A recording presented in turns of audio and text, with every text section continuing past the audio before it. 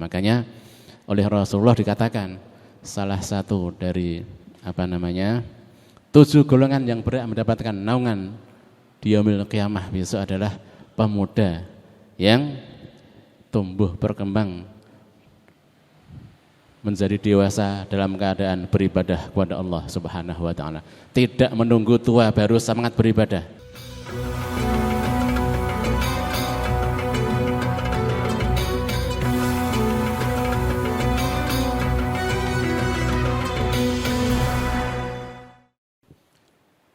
Assalamualaikum warahmatullahi wabarakatuh.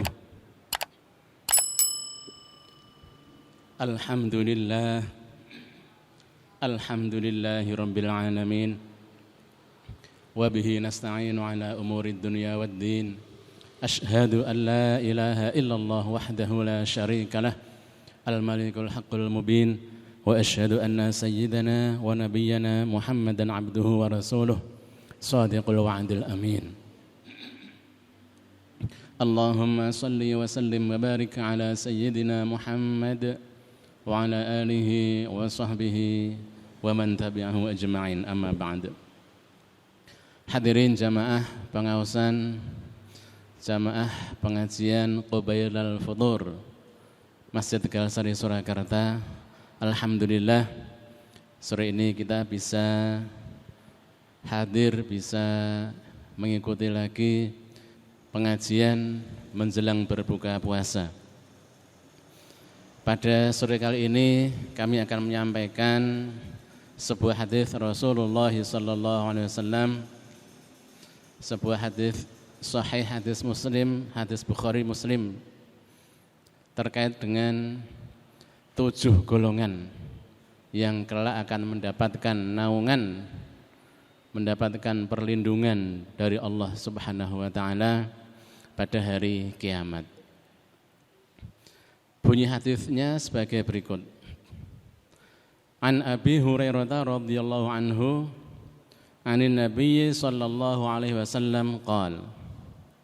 Hadis dari sahabat Abu Hurairah radhiyallahu anhu dari Nabi Muhammad sallallahu alaihi wasallam, beliau bersabda,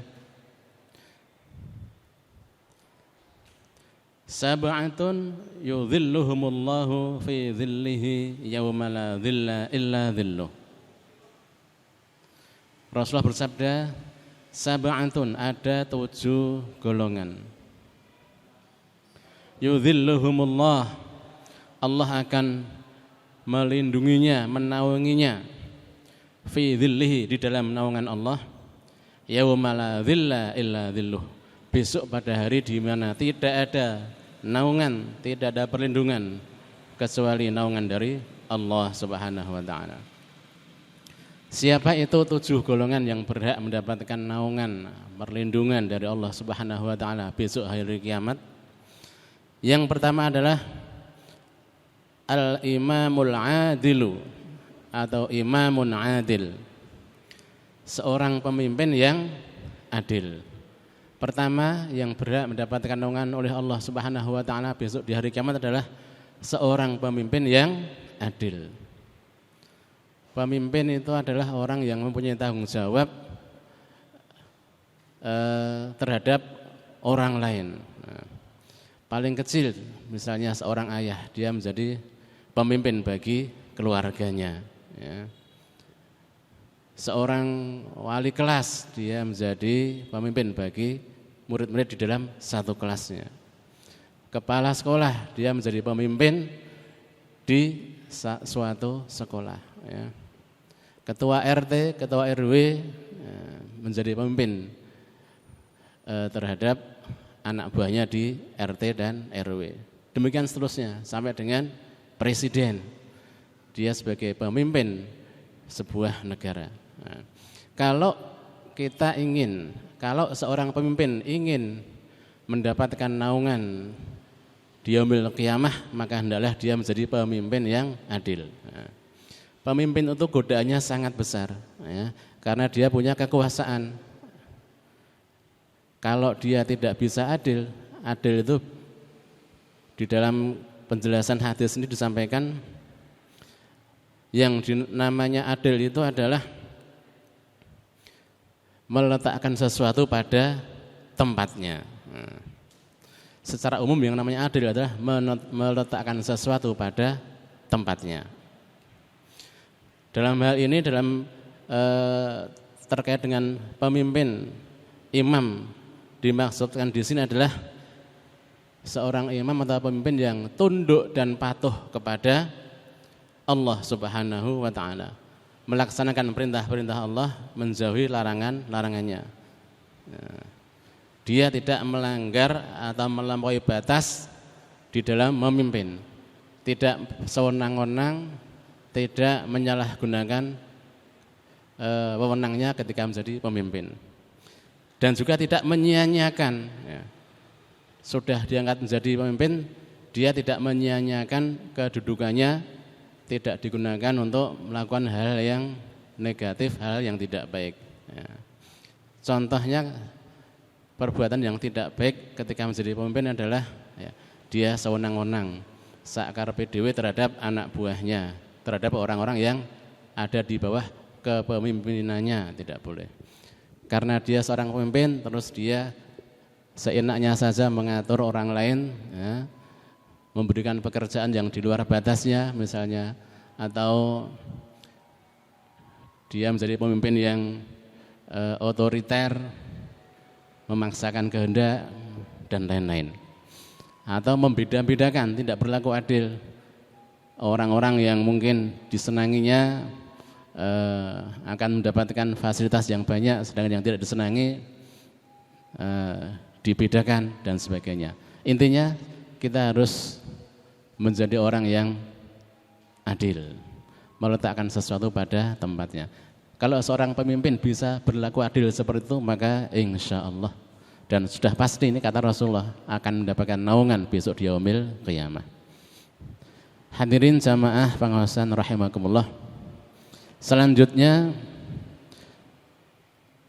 kelompok kedua yang berhak mendapatkan naungan pada hari kiamat adalah wasyabun nasya'a bi'ibadatillah.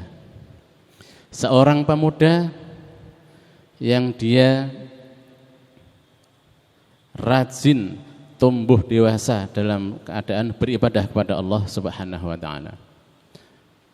Seorang pemuda yang dia walaupun masih muda tapi sudah sangat bersemangat di dalam beribadah kepada Allah Subhanahu wa ta'ala.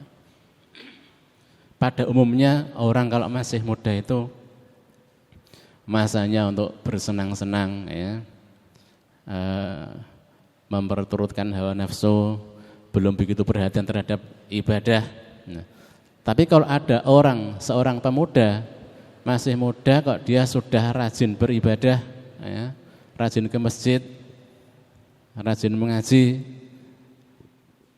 layaknya orang yang sudah dewasa. Orang kalau sudah tua kemudian dia rajin beribadah, itu bagus sekali. Tetapi itu normal karena dia merasa ini umurku sudah sudah lanjut, ajalku mungkin sudah dekat, maka aku harus memperbaiki diri, semakin mendekatkan diri kepada Allah.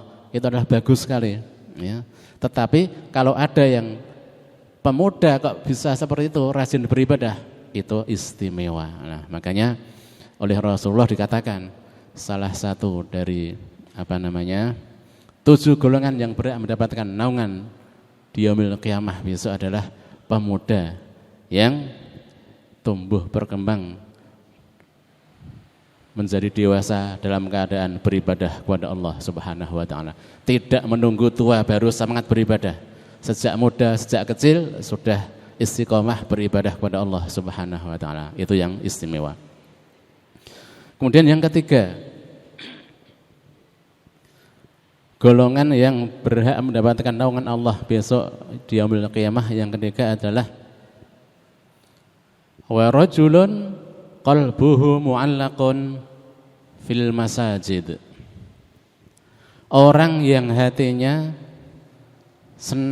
senantiasa bergantung, hatinya kumantil-mantil terhadap masjid. Hatinya itu selalu ingat terus dengan masjid. Artinya apa? Dia sangat memperhatikan sholatnya. Ya, kita tahu yang namanya sholat itu adalah tiangnya agama. As-sholatu imaduddin. Faman aqama faqad aqamaddin. Sholat itu adalah tiangnya agama. Barang siapa yang mendirikan sholat, menegakkan sholatnya, berarti dia menegakkan agamanya, menguatkan agamanya. Wa man tarakaha faqad hadamaddin. Barang siapa yang meninggalkan sholat, berarti dia menghancurkan agamanya. Ya. Jadi seseorang yang hatinya senantiasa terkait dengan masjid ini adalah luar biasa. Dia akan selalu menjaga sholat 5 waktunya dengan baik. Dia akan berusaha untuk bisa jamaah 5 waktu di masjid. Nah, monggo kita usahakan kita bisa hati kita senantiasa tertaut dengan masjid. Ya. Bukan berarti terus tidak pernah keluar dari masjid. Ya. Di masjid terus tanpa melakukan apa-apa, tidak. Yang dimaksud hatinya selalu bergantung ke dalam masjid itu, walaupun dia sudah selesai, sudah keluar dari masjid, tapi dia senantiasa ingat, nanti kalau sudah waktunya sholat berikutnya, saya akan ke masjid lagi untuk beribadah. Nah, seperti itu. Jadi dia sangat memperhatikan sholat 5 waktunya. Orang yang seperti itu, maka dia termasuk salah satu golongan yang sangat dirindukan atau berhak mendapatkan naungan besok di yaumil qiyamah. Itu tadi adalah golongan yang ketiga. Kemudian yang keempat, wa rajulani tahabba fillahi ijtama'a alaihi wa tafarraqa alaihi. Yang keempat adalah wa rajulani, 2 orang. Di dalam teksnya 2 orang laki-laki. Tahabba, yang keduanya itu saling menyukai, saling mencintai fillah, karena Allah Subhanahu wa taala. Ijtama'a alaihi, dia berkumpul karena Allah. Wa tafarraqa alaihi, dan dia berpisah juga karena Allah. Nah, 2 orang yang akrab, menjadi sahabat satu sama lain, itu bukan karena kekayaannya, bukan karena hartanya, tapi karena Allah Subhanahu wa taala. 2 orang yang berteman, bersahabat, saling mencintai, ya. Ini bukan berarti hanya 2 orang tok. Misalnya lebih dari itu juga bisa. Seseorang yang istilahnya mempunyai teman-teman yang di dalam berteman itu landasan karena Allah, landasannya karena Allah Subhanahu wa taala. Bukan karena nek dolan karo iki dijajake terus. Nek dolan karo iki engko diseneng-senengke terus, bukan seperti itu. Berteman, saling mencintai karena Allah Subhanahu wa taala. Seseorang teman yang sejati itu adalah teman yang senantiasa mengingatkan kita kepada Allah Subhanahu wa taala, ya. Teman sejati itu ketika seseorang lalai, lupa, dia mau mengingatkan. Teman yang baik ketika diingatkan, dia tidak marah, berterima kasih. Nah, sungguh indahnya kalau kita punya teman yang seperti itu. Berteman karena Allah Subhanahu wa taala, saling mencintai, saling menasihati, saling mengingatkan, ya. Kalau kita tidak punya teman, sendirian, itu ketika kita sedang mungkin mendapatkan cobaan, tidak ada yang menghibur, tidak ada yang membantu. Ketika kita terjerumus, nggak ada yang mengingatkan. Nah, tapi kalau kita punya teman, punya sahabat yang baik, maka insya Allah itu juga termasuk salah satu menjalin silaturahmi juga, ya. Kita bermain dengan teman itu termasuk menjalin tali silaturahim. Kalau kita baik dengan teman kita, maka insya Allah itu termasuk salah satu golongan orang yang akan dinaungi oleh Allah Subhanahu wa taala besok di yaumil qiyamah. Berteman karena Allah Subhanahu wa taala. Kemudian selanjutnya yang nomor 5. Wa rajulun ta'athum ra'atun dzatu mansibin wa jamalin faqala inni akhafullah. Wa rajulun, seorang laki-laki, ta'athum ra'atun, yang dia dipanggil oleh seorang wanita, dzatu mansibin wa jamalin, yang mempunyai kedudukan dan juga paras yang cantik, ya. Diajak untuk berzina, berbuat tidak baik, maka dia mengatakan faqala inni akhafullah, sesungguhnya aku takut kepada Allah, ya. Ini tidak hanya berlaku bagi laki-laki saja. Kalau bagi laki-laki, ketika dia diajak oleh wanita yang cantik, yang berkedudukan, diajak untuk berzina, berbuat tidak baik, berbuat tidak senonoh, dia ingat kepada Allah, inni akhafullah. Sama juga wanita yang diajak oleh laki-laki yang ganteng, yang rupawan, yang berkedudukan, punya jabatan dan sebagainya, diajak untuk berzina, berbuat yang tidak baik, dia ingat inni akhafullah, sesungguhnya aku takut kepada Allah, ya. Orang yang bisa menjaga kehormatannya seperti ini adalah orang yang luar biasa, yang berhak mendapatkan naungan oleh Allah, naungan dari Allah Subhanahu wa taala besok di hari di mana tidak ada naungan selain dari naungan Allah Subhanahu wa taala. Itu tadi golongan yang kelima. Kemudian selanjutnya yang nomor 6. Wa rajulun tasaddaqa bi shadaqatin fa akhfaha hatta la ta'lama shimaluhu ma tunfiqu yaminuhu. Seseorang yang bersedekah, tasaddaqa bi shadaqatin fa akhfaha, kemudian dia merahasiakannya, ya, tidak menampak-nampakkan sedekahnya kepada orang lain. Hatta la ta'lama shimaluhu, ini peribahasanya adalah seolah-olah ibarat dia tangan kanannya berinfak, tangan kirinya tidak tahu.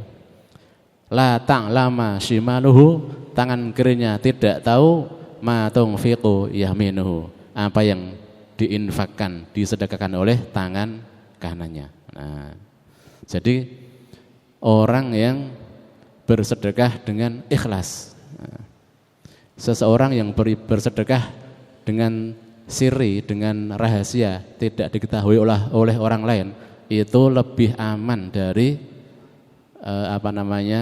sifat riya atau pamer. Orang yang mau bersedekah dengan cara sembunyi-sembunyi, tidak diketahui oleh orang lain, itu berarti dia terjaga sedekahnya dari hal-hal yang bisa merusak sedekah.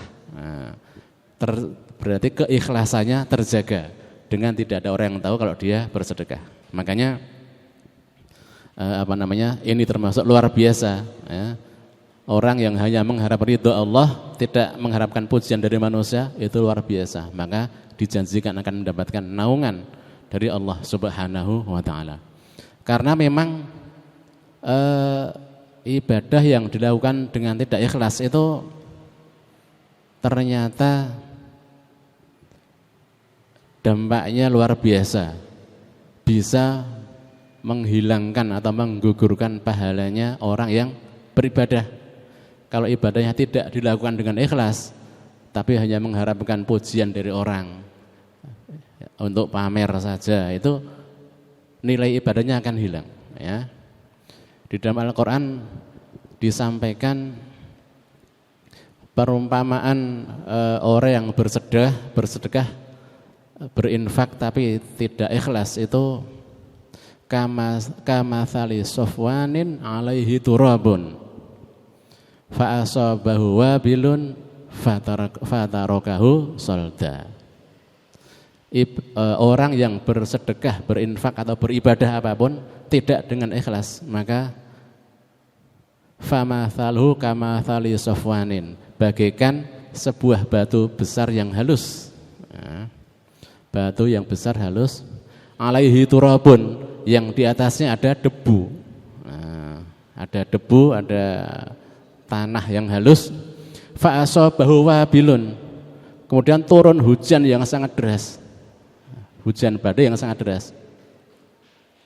Fa asabahu wabilun fatarakahu solda. Maka kira-kira apa yang terjadi? Ya, amal itu ibarat debu yang ada di batu yang halus tadi. Batu besar halus ada debunya. Debu disoi udan, yang terjadi apa? Hilang tanpa bekas, resik. Makanya naudzubillah, mari kita berusaha ibadah yang kita lakukan ini ikhlas, hanya mengharap ridho Allah Subhanahu wa taala. Jangan mengharapkan yang lainnya.